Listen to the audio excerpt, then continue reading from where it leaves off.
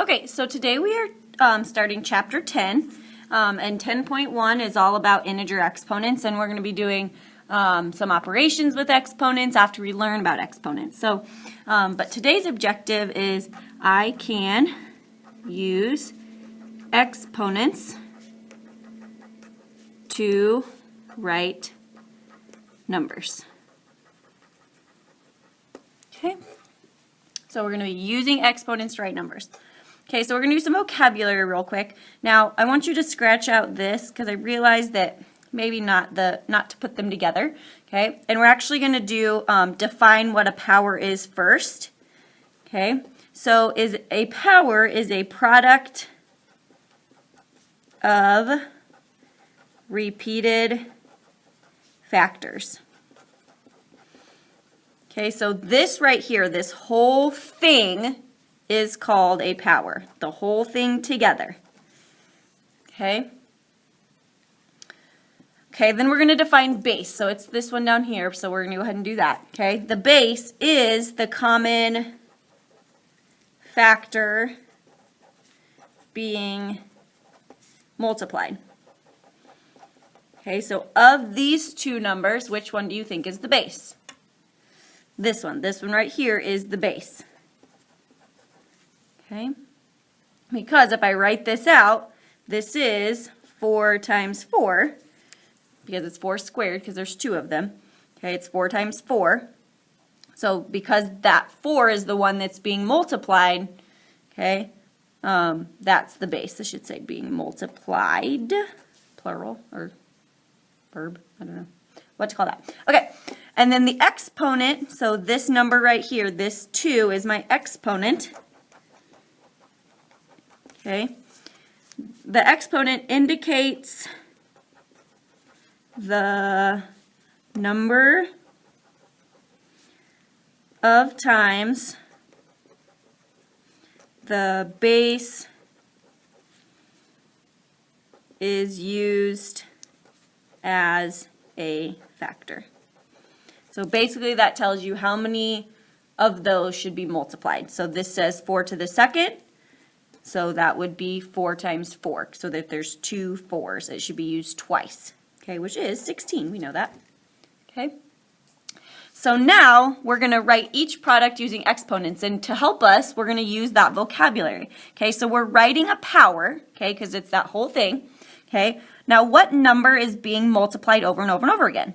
Okay, well that -7 is. So that -7 is going to be my base. Okay, now it is important that you leave it in parentheses, okay, and I'll show you why when we get down here, why that's important, okay, and then it was done 1, 2, 3 times, okay, so the power, or the exponent would be 3, okay, then over here on this one, we have pi and r, okay, so we actually have 2 different bases here, okay, so we have pi and we have r, okay. Pi was used twice as a factor, and r was used 3 times as a factor. Okay, so this pi times pi became pi squared, and the r times r became r cubed. Now, I don't have to write a multiplication symbol between them, but you can. You can also put parentheses around them if you want to. That's fine. Okay? Okay, go ahead and do the U try. Okay, example number 2. So I have -2 to the 4th, okay? So that means that's -2 times -2 times -2 times -2, okay? So -2 times -2, well, a negative times a negative is a positive, and 2 times 2 is 4. So the second one is the same. Negative times a negative is a positive. 2 times 2 is 4. Still multiplying. Okay, I just made this became this 4, and this became that 4. Okay, so I still had the multiplication symbol in between, and then 4 times 4 is 16. Okay, you can always check on your calculator, but the thing you want to make sure you do is you type it in the same way that it appears. So this is -2 to the 4th, so that little caret does the to the, okay? So -2 to the 4th is 16. okay? Now, the difference between A and B is that this negative comes after. It's like multiplying by a -1 after we've already done the 2 to the 4th, okay? So it's like I have a negative on the outside of a parenthesis, okay? It's kind of like this is all by itself, okay? So that's -2 times 2 times 2 times 2. And it's not -2 times -2, it's negative. It's like basically saying the opposite of 2 to the 4th, because that's what negative means. Negative means the opposite, okay? So 2 to the 4th, figure out what that is. 2 times 2 is 4, times 2 is 8, times 2 is 16. So then your answer is -16. And if you type it like that without the parentheses, if I just do -2 to the 4th, it gives you -16. Okay? Okay, letter C. Now we have to do order of operations. Okay, so PEMDAS, P-E, and I'm going to put my M and my D together, and my A and my S together. Okay, so I do parentheses first, no parentheses here. Okay, I do exponents next, so I'm going to do 3 to the 4th. Well, I know that's 3 times 3 times 3 times 3. Well, 3 times 3 is 9, and 9 times 9 is 81. Okay, this 9 came from those two 3's. Okay, so now I have 3 plus 2 times 81. Okay, so I've done, there were no parentheses, I did the exponents. Now I do multiplication and division left to right. Okay, this isn't multiplication or division, so I'm going to still have 3 plus.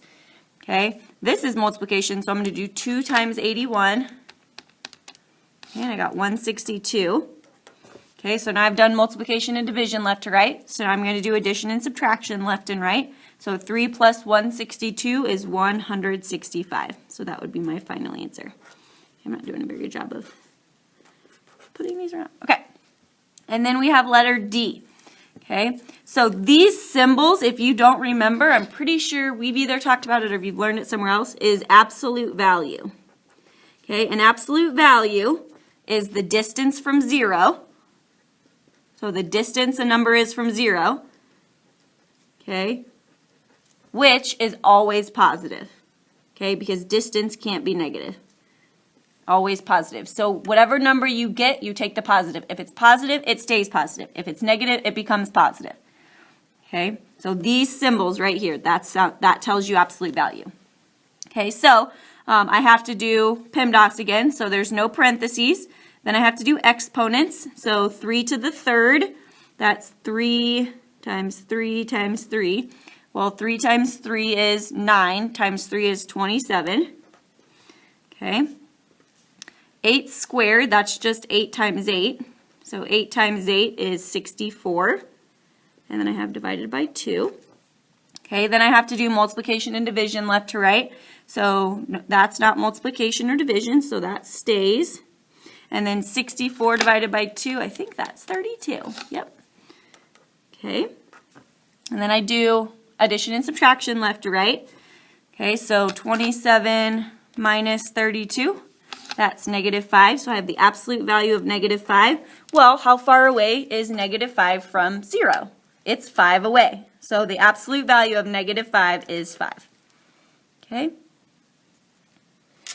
Okay, go ahead and do you try number 2.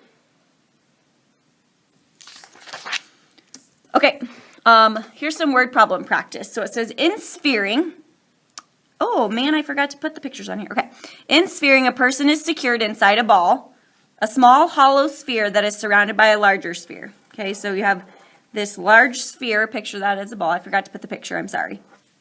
What is the volume of the inflated space? So you have this smaller ball inside this smaller hollow sphere, so you stand inside that, okay, and this space out here, this is inflated. Okay, looks like a donut. I know it looks like a donut.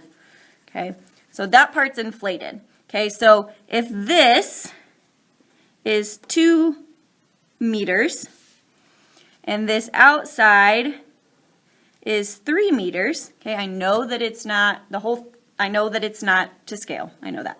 Okay, but the whole thing is 3 meters in diameter. This whole thing all the way across is 3 meters. Okay, it wants to know what is the volume of the inflated space. So it wants to know this part right here. Okay, so I need to find the whole part, okay? So the whole, so volume of whole sphere, okay, of the whole thing. And then I need to find volume of small sphere, okay, just of this part right here, okay? And then, once I know that, I can take the big volume, subtract this part, and it'll tell me this part. So I'm going to end up subtracting those. Okay, because if I can tell you the whole thing, and I can tell you this, I can take this out of the whole, and it will leave me with this part. Okay, so I have my volume formula. Now, this is diameter. This 2 and this 3, those are diameters. Okay, so I know the diameter of this one is 2 meters and the diameter of this one is 3 meters. Okay, but I need to know the radius. So the diameter is 2 times the radius. Okay, well that means that the radius is half of the diameter. So what's half of 3? 1.5. Okay, so my radius is 1.5. And over here, what's half of 2? Well, half of 2 is 1. Okay. So now I can use those formulas. Okay, so I have 4/3 pi. Pi is 3.14, but we're just going to type it into the calculator.